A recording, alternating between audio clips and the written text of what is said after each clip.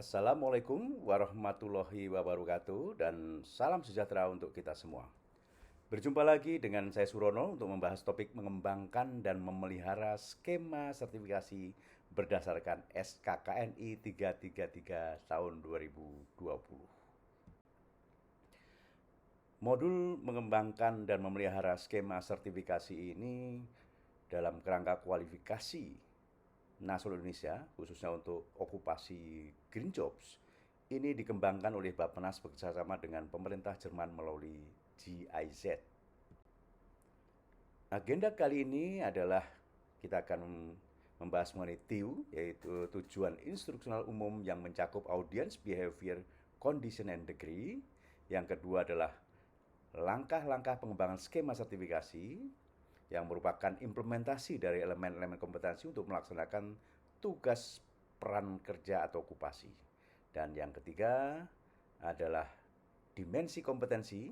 Ini merupakan panduan ukuran yang mengidentifikasi keterampilan dan pengetahuan apa yang diperlukan untuk mencapai tujuan dari unit kompetensi tertentu sesuai konteks tempat kerja. Dan yang keempat, latihan agar kita mencapai kompetensi 100%. Baik, Ibu sekalian, berikut adalah buku peta okupasi yang diterbitkan oleh Bappenas dan juga bekerjasama dengan pemerintah Jerman melalui CIZ. Dan ini adalah dua buku yang Ibu sekalian bisa akses melalui Bappenas Peta Okupasi Nasional bappenas.go.id. Baik, Ibu sekalian, tujuan instruksional umum secara umum dalam pelatihan fasilitator peta okupasi dalam kerangka kualifikasi pada pelatihan dan sertifikasi adalah peserta mampu berperan sebagai fasilitator penerapan peta okupasi green jobs pada sistem studi sesuai konteks dalam 5 dimensi kompetensi. Sedangkan sesuai topik bahasan kali ini, merupakan bagian dari pelatihan di atas, yaitu mengembangkan dan memelihara skema sertifikasi green jobs. Sehingga tujuan pembelajaran pelatihan ini sebagai TIU subordinat adalah peserta mampu mengembangkan dan memelihara skema sertifikasi green jobs dalam 5 dimensi kompetensi. Sedangkan TIK atau tujuan instruksional khusus mencakup peserta mampu menginterpretasikan persyaratan pengembangan skema sertifikasi, kemudian mengembangkan struktur skema sertifikasi, memvalidasi skema sertifikasi, dan memelihara skema sertifikasi.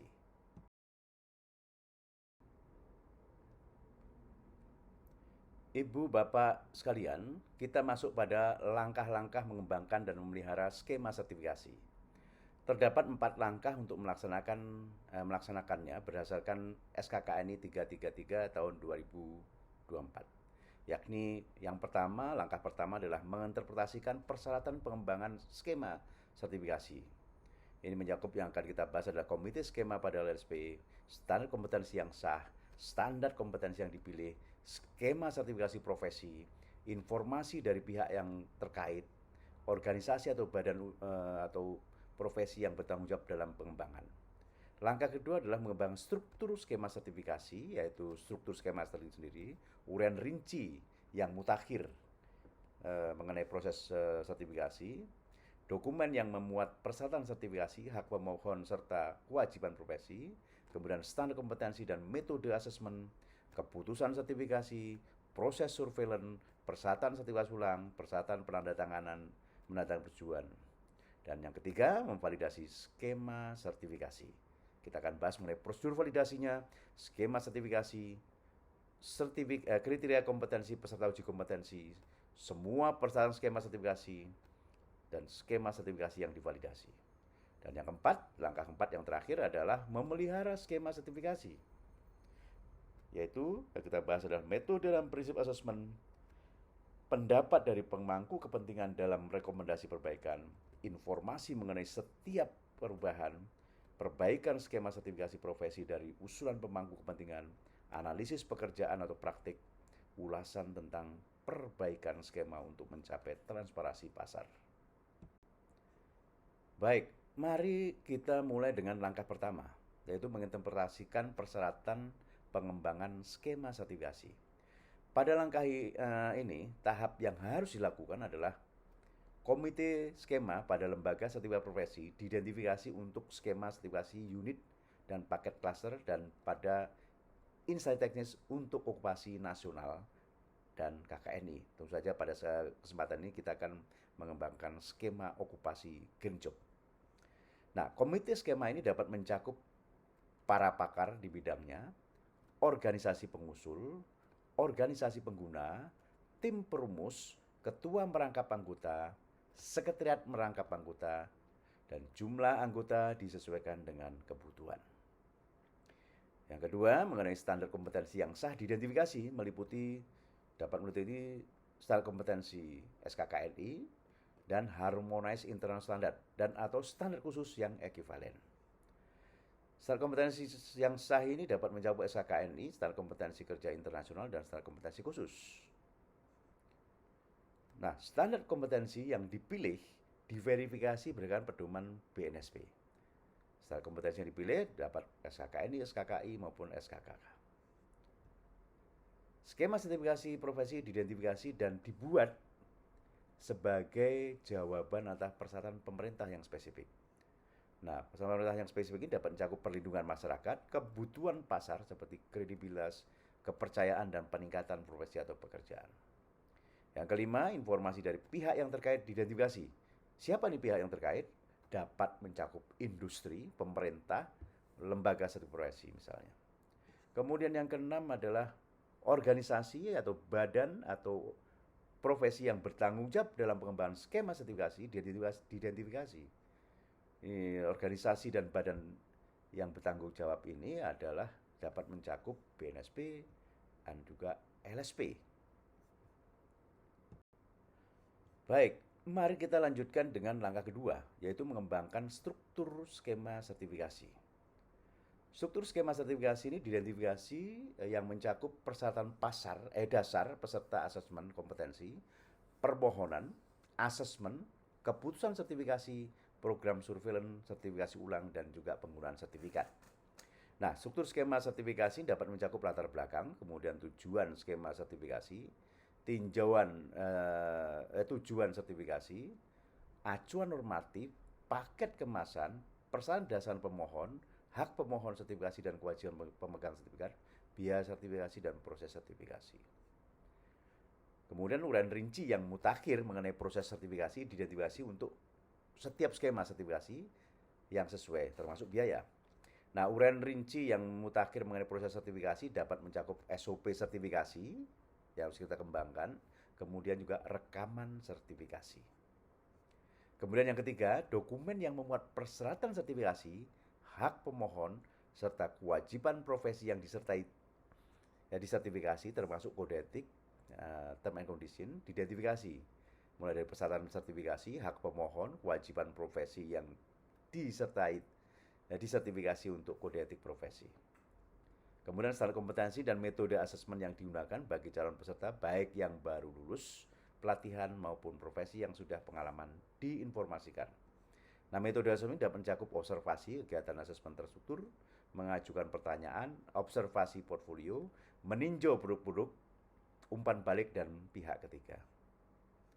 Kemudian keputusan sertifikasi ditetapkan untuk seorang calon oleh badan atau BNSP berdasarkan informasi yang dikumpulkan selama proses sertifikasi ini disampaikan. Nah, keputusan sertifikasi ini dapat mencakup kompeten atau belum kompeten.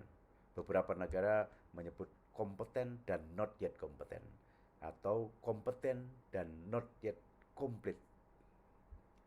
Kemudian rekomendasi tidak lanjut juga. Kemudian proses surveillance ini ditetapkan untuk memantau pemenuhan profesi yang disertifikasi dengan persyaratan skema sertifikasi yang relevan.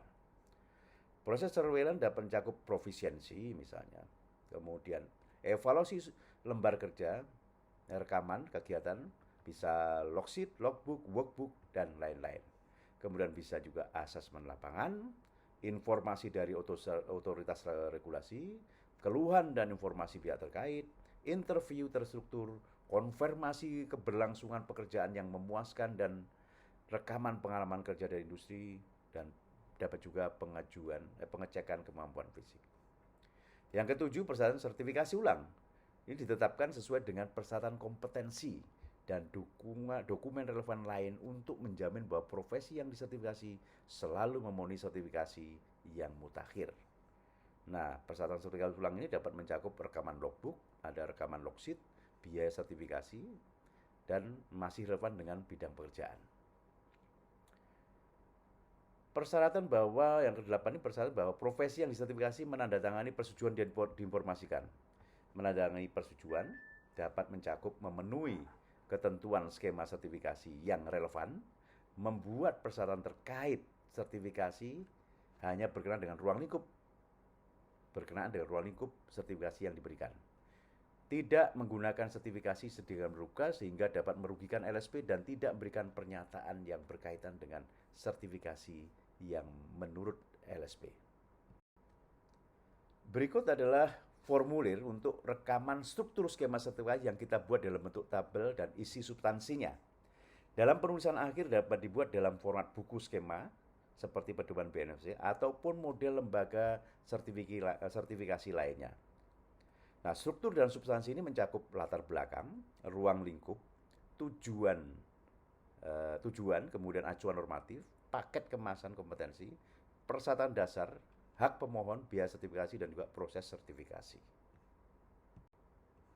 Nah, berikut adalah salah satu contoh isi dari skema sertifikasi untuk Green Productive Specialist sesuai dengan APO GPS. Kita lihat di sini skemanya ditampilkan dalam bentuk satu halaman dari semua struktur tadi, dan ini bisa mudah untuk dikomunikasikan. Baik, mari kita lanjutkan dengan langkah ketiga, yaitu memvalidasi skema sertifikasi. Ini beberapa tahap, yaitu prosedur validasi skema sertifikasi diidentifikasi, kemudian validasi dapat mencakup pengumpulan data, pengujian draft skema, pengumpulan feedback, dan revisi skema. Tahap kedua, kriteria kompetensi uji kompetensi divalidasi. Nah, kriteria kompetensi peserta dapat menjawab kesesuaian dengan SKKNI, ketepatan kompetensi, dan metode asesmen. Kemudian, semua persyaratan skema sertifikasi diverifikasi secara objektif dan sistematis dengan bukti terdokumentasi sehingga memadai untuk menegaskan kompetensi calon. Nah, verifikasi persyaratan skema ini dapat mencakup pemeriksaan dokumen, pemeriksaan kesesuaian dengan standar, dan juga pemberian persetujuan. Dan tahap keempat, skema sertifikasi yang divalidasi ini dilaporkan pada BNSP, ini untuk yang skemanya di BNSP. Kemudian laporan kepada BNSP dapat mencakup deskripsi skema sertifikasi, proses pengembangan skema, hasil validasi dan verifikasi, feedback dan verifikasi, kemudian rekomendasi dan kesimpulan. Baik, mari kita lanjutkan dengan langkah keempat, yaitu memelihara skema sertifikasi. Nah, pada langkah ini ada beberapa tahap. Yang pertama, metode dan prinsip asesmen dievaluasi berdasarkan prinsip-prinsip asesmen yang dapat mencakup validitas, reliabilitas, fleksibilitas, dan fairness. Yang kedua, tahap kedua adalah pendapat dari pemangku kepentingan dalam rekomendasi perbaikan dipertimbangkan. Pemangku kepentingan dapat mencakup industri, pemerintah, dan juga LSP itu sendiri. Kemudian yang ketiga, informasi mengenai setiap perubahan di dalam persyaratan kepada wakil-wakil komite atau bidang sertifikasi dan dewan pengarah kepada pemangku kepentingan diberikan. Nah, informasi mengenai setiap perubahan ini dapat mencakup perubahan style kompetensi ataupun perubahan persyaratan dasar. Dan tahap keempat, perbaikan skema sertifikasi profesi dari usulan pemangku kepentingan berdasarkan pedoman BNSP diverifikasi. Nah, verifikasi ini dapat mencakup pemeriksaan dokumen, pemeriksaan kesesuaian dengan standar, dan pemberian persetujuan. Dan tahap kelima, analisis pekerjaan atau praktik ini diidentifikasi. Nah, analisis pekerjaan atau praktik ini dapat mencakup deskripsi pekerjaan, kemudian persyaratan dari pekerjaan itu. Baik, Ibu Bapak, untuk memastikan kita benar-benar kompeten, mari kita berlatih dengan kembangkan skema sertifikasi okupasi Green Job sesuai tujuan sertifikasi. Kemudian gunakan formulir ini berikut. Baik, Ibu Bapak sekalian, mari kita lanjutkan dengan dimensi kompetensi. Pada bahasan sebelumnya telah kita bahas pemahaman pengembangan skema sertifikasi dan langkah-langkah pelaksanaannya. Selanjutnya kita bahas bahwa diperlukan 5 dimensi kompetensi untuk memberikan jaminan mutu pelaksanaan, yakni task skill, yakni kemampuan yang diberikan langsung dengan tugas atau kompetensi yang harus diselesaikan dalam pengembangan skema sertifikasi. Sebagai contoh, melaksanakan tugas sesuai dengan SOP pengembangan skema sertifikasi okupasi Green Job. Kemudian merekam pelaksanaan kegiatan dan hasil sebagai bukti berkualitas, baik bagi unit usaha maupun individu. Yang kedua adalah task management skill, yaitu kemampuan mengelola tugas-tugas sehari-hari dengan efisien, termasuk perencanaan, penjadwalan, dan pemantauan progres dalam pengembangan skema sertifikasi Green Job. Sebagai contoh, menyusun rencana kerja untuk melaksanakan pengembangan skema sertifikasi, mengatur jadwal kegiatan pengembangan skema sertifikasi, dan memastikan semua langkah-langkah dilaksanakan dengan tepat waktu. Kemudian memantau progres pelaksanaan promosi dan mengidentifikasi hambatan atau perubahan yang diperlukan dalam rencana. Kemudian contingency management skill, yaitu kemampuan untuk mengatasi situasi tak terduga atau perubahan dalam rencana dengan cepat dan efektif. Sebagai contoh, mengidentifikasi potensi hambatan atau kendala yang mungkin muncul selama pengembangan skema sertifikasi dan merencanakan tindakan alternatif. Merespon perubahan dalam kebijakan atau lingkungan kerja yang mempengaruhi pengembangan skema sertifikasi. Kemudian mengatasi masalah atau konflik yang mungkin timbul selama proses pengembangan skema sertifikasi. Yang keempat, job role environment skill, kemampuan pemahaman tentang persyaratan lingkungan kerja dan perannya dalam organisasi atau industri yang berbeda. Sebagai contoh, memahami mengikuti persyaratan lingkungan kerja seperti good practices, SOP, K3, dan lain-lain dalam industri pekerjaan hijau. Nah, kemudian berperan dalam organisasi dan berkontribusi pada pengembangan skema sertifikasi. Yang kelima, transfer skill, yaitu kemampuan untuk mentransfer kompetensi dan pengalaman dari satu konteks ke konteks lain yang relevan.